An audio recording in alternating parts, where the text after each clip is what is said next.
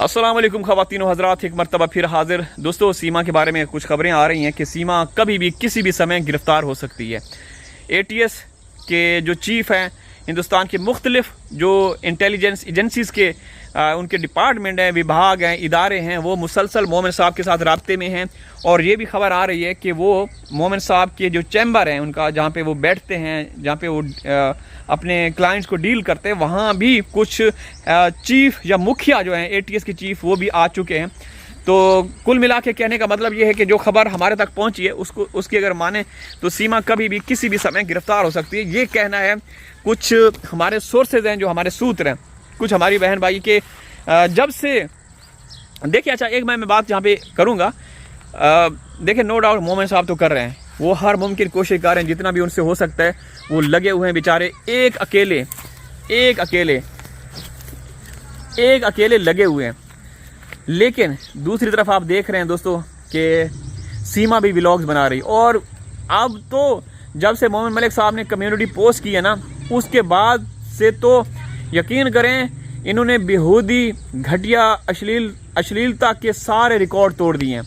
आपने देखे होंगे कि वो कभी सीमा उसको लिपट रही है, चिपक रही है, कभी सचिन उसको लिपट रहा है, चिपक रहा है।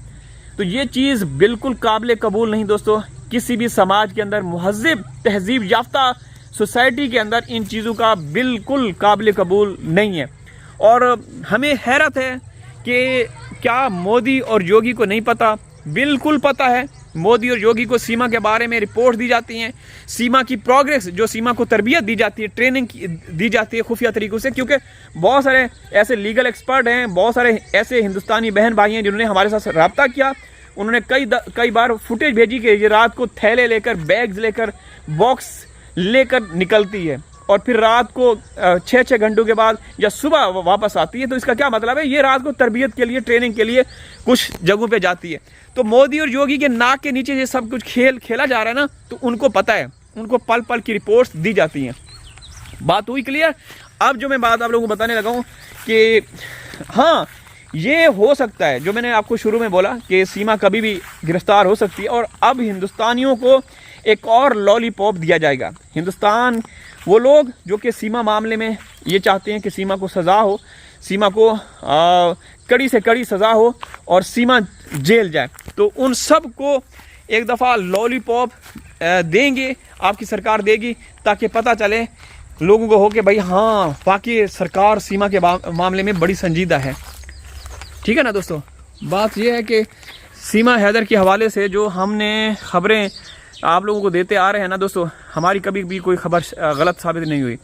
तो बात करने का मकसद ये है कि अब एक मरतबा फिर आप अपने उसके लिए तैयार रहें। लॉलीपॉप जो आपको सरकार देगी, आपको इदारे देंगे।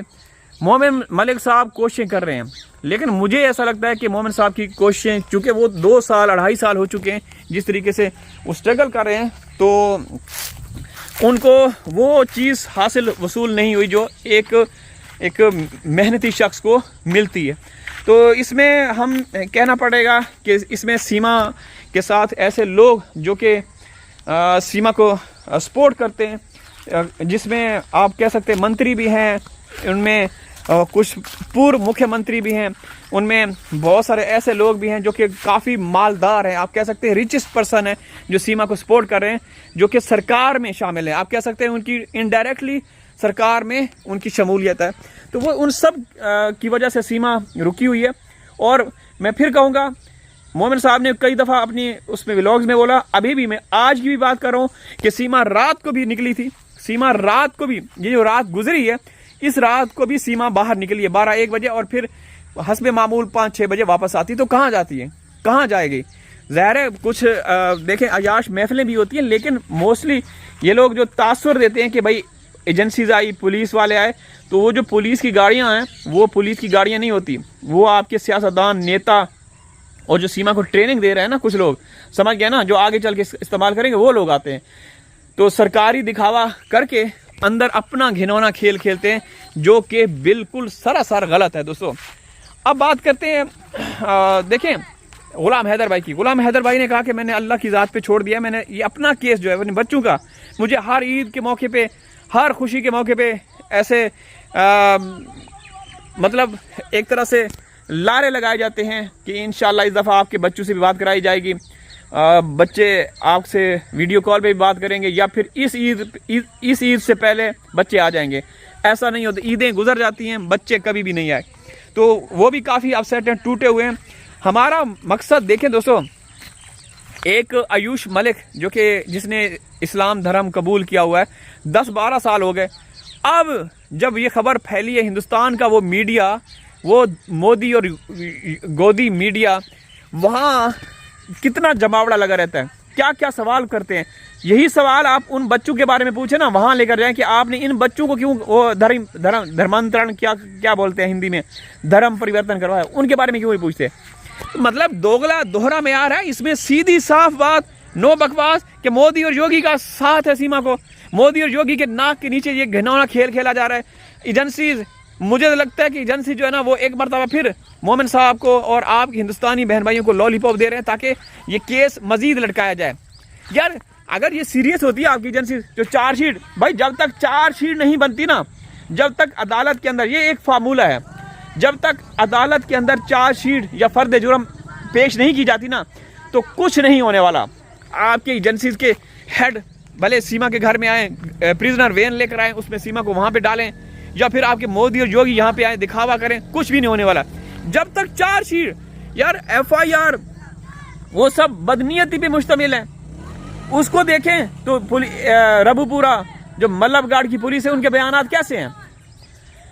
भाई ये खेल खेला जा रहा है। एक औरत जो कि खुद क्रिमिनल वारदाती अपराधी है, वो किस तरीके से आपके सिस्टम का मजाक बनवाया। पूरी जो भी बात करते हैं, सबसे पहला कि भाई हिंदुस्तान का सिस्टम इतना कमज़ोर है।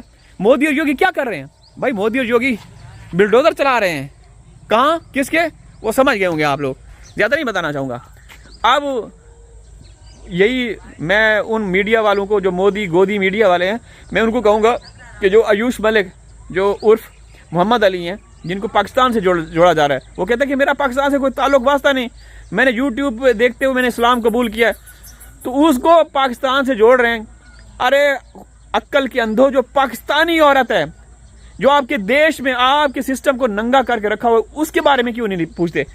उसको जो उनके बच्चों का उसका मजहब चेंज करवाया गया, चलो वो गई भाड़ में, वो बालिग है, बुढ़ी है, जवान जो भी है, लेकिन उसके बच्चे, जो हैदर के जो बच्चे हैं, उनका क्या कसूर था? क्या आपका सिस्टम ये इजाज़त देता है? ये क्या चल रहा है?